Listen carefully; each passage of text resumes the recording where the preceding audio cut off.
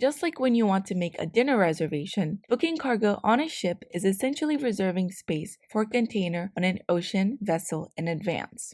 At this initial phase of the FCL life cycle, we should know the following: what commodity is being shipped, what container size is needed for the cargo, how many containers are needed, where the cargo will be shipped to and from, and of course, when the cargo will be ready for pickup at the factory.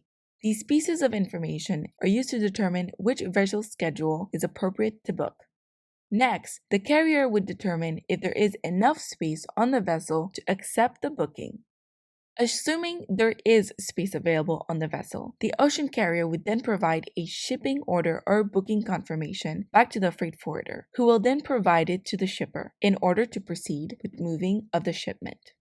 The next phase is loading the container and gate in of the container at the terminal before departure from port. Trucking becomes a component in this phase, as a trucker is needed to pick up an empty container from the port.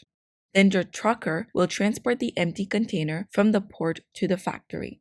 Once the container is fully loaded at the factory, a trucker then brings up the full container back to the port for the container to gate in. It is then ready to onboard the ocean vessel for departure. Before the shipment actually departs from the origin port, there is documentation that needs to be validated.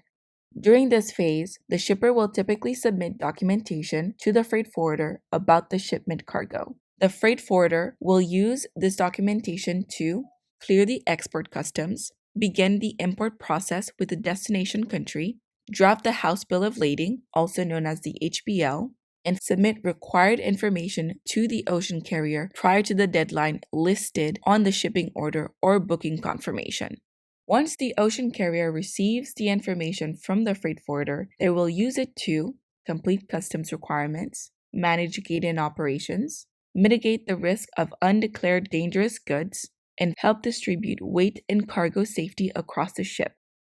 Typically, when the vessel is about a week to a few days out from destination, the ocean carrier will send the forwarder information or documentation required for the forwarder to clear customs, pick the container up from the port, or let them know what they owe the ocean carrier for the services rendered.